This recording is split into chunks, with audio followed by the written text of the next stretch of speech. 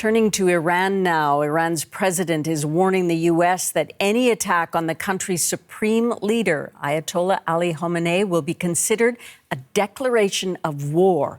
His comments come in response to some speculation that President Donald Trump is considering efforts to assassinate or remove Khamenei. The Iranian president also blamed the United States for anti-government protests that have swept across the country. Recent videos out of Iran suggest those protests have largely been suppressed following a crackdown by Iranian security forces. A U.S.-based activist group says it has verified that nearly 4,000 people were killed during the protests and the crackdown. Omid Memarian, a senior Iran analyst at Dawn, a foreign policy think tank in Washington, is with us now. He was arrested by the Iranian regime back in 2004, and we reached him in Detroit. Good morning. Thanks for having me, Susan. You're welcome. Iran's supreme leader now says the protests have been extinguished, and Iran seems to be downplaying the scale of the violence. Does that square with what you are hearing about what's happening on the ground now? The country now is mourning for all those people who have been killed in the past few days.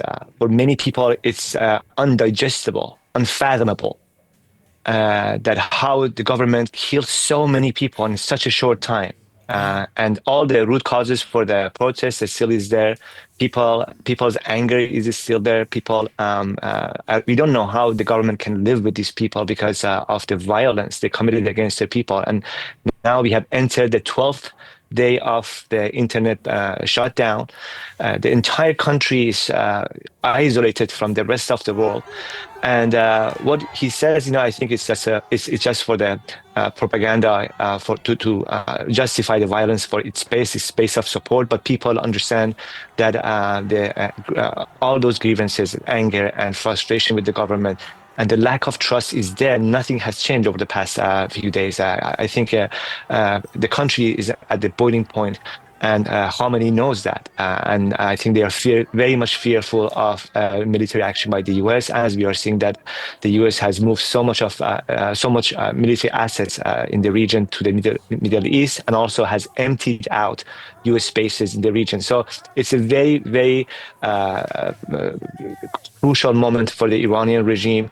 They do not know what's the next step, and I think internally, by the internet blackdown, by committing so much violence and shutting down the country from the rest of the world, they are trying to manage the situation. But as I said, because of the violence that has been committed and what has happened to the people, I think it's just it's irreversible. Yes, as you say, 4,000 people in a very short time. And those numbers started much smaller. And of course, as we learned more, and 12 days of a blackout. Now, Trump has said famously that help was on the way. I believe he said that last week. But Tehran, of course, is blaming Trump for the bloodshed. How are Iranians seeing this play out inside the country? Are they seeing that Trump's influence has been positive, or are they buying into what the regime is saying about Trump's interference in other countries, further destabilizing the country? President Trump said that we are locked and loaded. We're going to support the protesters. It was at the midst of the protests. There is no doubt that some protesters might have been encouraged to go to the streets, hoping that it's a deterrence, and the government would not shoot at them. They would think twice before pulling the trigger, and that's for a fact. What happened was the Iranian government was much more violent this time around, and was committed to wrap up the protests in a very short time, and that means committing a lot of violence.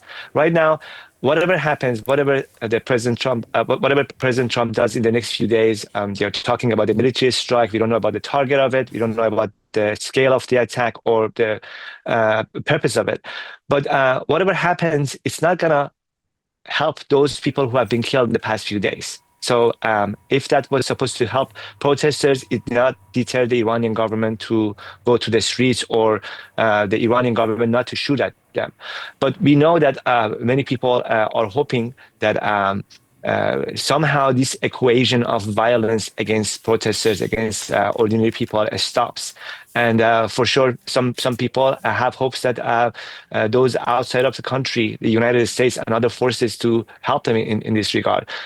To what extent and how it's going to help and how it's going to change the direction of the events in Iran, these are all very difficult questions to respond, because we are in an uncharted territory right now, and there are so many unknowns in this area.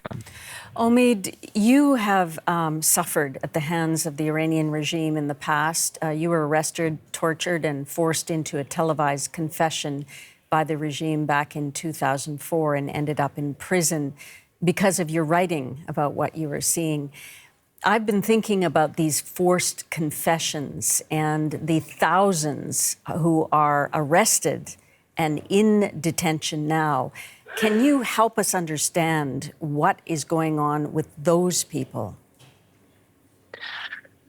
That is one of the most fearful part of this whole equation. After any protest, the Iranian government tries to put the blame on other countries, on other forces, regional powers.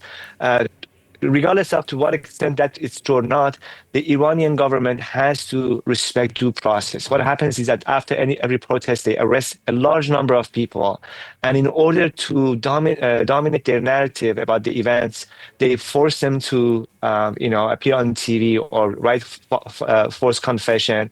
And sometimes, people who have not been even involved in the protests or have done nothing wrong, but, they would do anything to dominate their narrative in the media for the international community.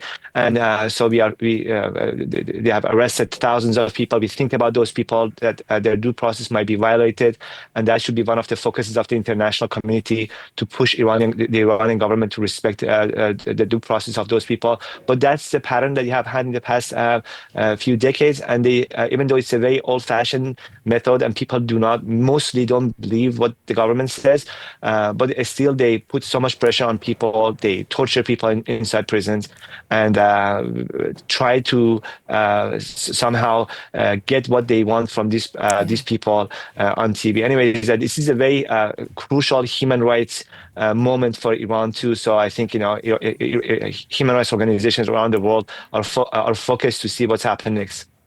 Yes, what happens next. Omid, we have less than a minute left. What should we be watching for? I think everybody now is waiting to see what the United States is doing in the next few days. The U.S. Aircraft carrier from China is moving to the Middle East, and all the signs tell us that a military strike against Iran is on the way. It's very much likely imminent. And I think the question is how it's going to change the equation on the ground, how it's going to change the equation for the people, what are the consequences, what is the target? These are all the questions we have. But the U.S. seems to be very determined in doing so. Omid, there's so much going on in the world right now, so many distractions, but we are committed to bringing this Iranian story every day because it's a blackout. Things are happening. We need to keep watching this very carefully. Thank you so much for adding to that. Thanks for having me, Susan.